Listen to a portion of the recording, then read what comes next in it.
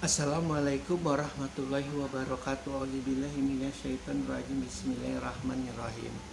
Fima anta min zikraha. Untuk apa engkau perlu menyebutkan waktunya? Allah mengatakan kepada Rasulullah ketika kaum kafir Quraisy dengan nada yang mengolok-olok, mencemooh, menista, beliau bertanya, kapan tepatnya terjadinya kiamat? Di dalam tafsir Sunni dikatakan ketika Rasulullah berusaha untuk menjawab pertanyaan itu, Allah menghentikan keinginan Rasulullah dengan mengatakan, untuk apa engkau perlu menyebutkan waktunya? Memang di dalam Al-Quran ada beberapa ayat yang memungkinkan bahwa Rasulullah itu memiliki kelemahan sebagai manusia, yang sekali lagi itu sangat diyakini oleh kaum Sunni, karena di umat Syiah menyatakan bahwa Rasulullah adalah pribadi yang tidak akan mungkin bermuka masam, tidak akan mungkin melakukan kesalahan dalam tutur kata, perbuatan, ataupun apa yang dipikirkannya. Sekali lagi itu adalah bukan suatu keadaan untuk mengkafirkan, menistakan, untuk menyesatkan, karena kita semua adalah dalam satu rel, yaitu la ilaha illallah Muhammad Rasulullah. Itu yang harus terus diingat. Sebagai seorang pribadi yang memiliki tanggung jawab para nabi itu tidak hanya di dunia, apalagi seorang nabi yang memiliki kekhususan di mana dia adalah nabi terakhir, di mana mukjizat Al-Quran adalah cukup untuk memenuhi seluruh kebutuhan hidup, baik itu hidup kaum jin maupun umat manusia. Adalah suatu hal yang wajar ketika Rasulullah ingin memastikan agar mereka cepat sadar, untuk cepat takut kepada Allah, untuk cepat takut kepada ajab yang akan diterimanya jika mereka tidak bertobat. Sudah hal yang lumrah, dan itu bukan membuat Rasulullah itu jatuh ke dalam lubang kehinaan, kenistaan.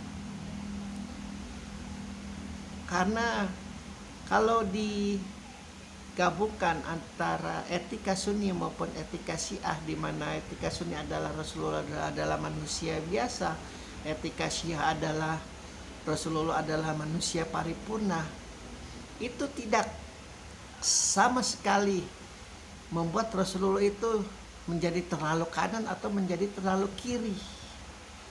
Karena kita tidak tahu persis ketika keadaan Rasulullah itu dikatakan kondisinya bagaimana. Kita tidak tahu bagaimana situasinya.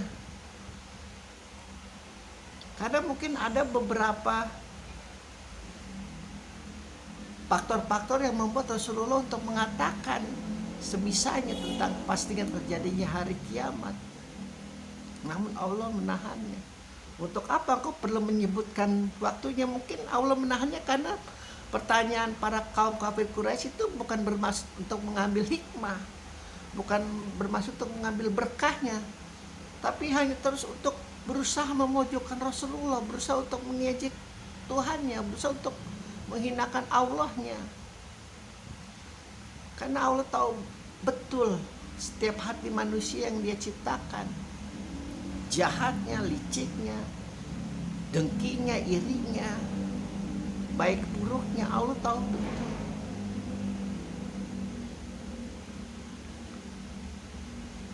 Jadi di dalam kulit ini dipercaya bahwa seluruh para nabi itu memiliki kesadaran yang penuh. Kesadaran yang penuh itu artinya bukan para nabi itu menjadi malaikat, bukan manusia yang paripurna, tidak memiliki kesalahan, bukan. Tapi kesadaran yang penuh atas akalnya, atas hatinya, atas hawa nafsunya. Oleh sebab itu ada besar kemungkinan bahwa dari sejak lahir sampai mati dia adalah seorang nabi, tidak ada pengangkatan-pengangkatan seperti yang dipercaya oleh umat Syiah. Karena di umat Sunni dipercaya Rasulullah menjadi nabi ketika berumur 40 tahun. sangat berbeda. Begitu. Jadi dalam kuliah ini bisa dikatakan bahwa kesadaran yang dimiliki oleh para nabi dari sejak zaman Nabi Adam sampai Rasulullah itu penuh.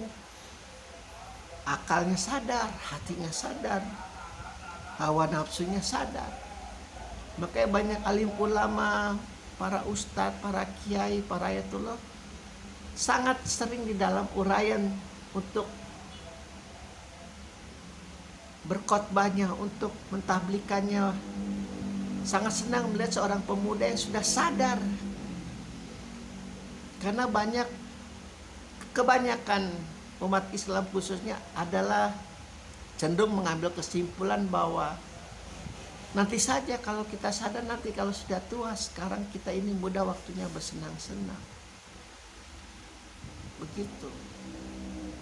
Seorang pemuda, seorang remaja, seorang anak kecil bahkan jika sudah memiliki kesadaran itu jauh lebih baik daripada mereka yang menahan kesadarannya untuk di hari kala tua saja. Jadi Allah mengatakan kepada Rasulullah, untuk apa kau menjawab pertanyaan yang bermaksud untuk melecehkanmu? Enggak perlu. Engkau enggak perlu menyebutkan waktunya yang tepat. Kalaupun aku mengizinkanmu untuk mengetahui kapan waktunya yang tepat, katakan. Hanya Allah yang tahu kapan waktunya. Biarkan kau makin diejek-ejek, kau berarti engkau pembohong Muhammad. Kalau kau memang menceritakan tentang hari kiamat, tapi kau tidak tahu kapan terjadinya, karena emang serba salah buah si malakama tentang hari kiamat itu untuk dijawab atau tidak ketika kaum kafir Quraisy. Namun motivasinya itu Allah mengetahui. Engkau jawab, engkau terperosok. Engkau tidak jawab juga engkau pasti akan dijatuhkan. Banyak beberapa tafsir hanya ciri-ciri kiamat yang sekarang juga cenderung banyak dijadikan alasan untuk saling mengkafirkan, saling membidakan, saling membodohkan, saling menistakan, saling merenggut, saling menjambak, saling membunuh. Padahal rutenya sama, la ilaha illallah Muhammad Rasulullah. Mau dia naik kapal Sunni, mau dia naik kapal Syiah, mau dia naik kapal Ahmadiyah, mau dia naik kapal tai kucing segala macam, bukan urusan. Karena tujuannya sama. Ketika kita membeli tiketnya sama. Tujuan kamu la ilaha illallah Muhammad Rasulullah, ya sudah, kamu mau naik kapal apa begitu. Meskipun terlihat bodohnya luar biasa, meskipun terlihat tololnya luar biasa, mazhab-mazhab yang tidak sepaham dengan kita, ya sudah, biarkan saja.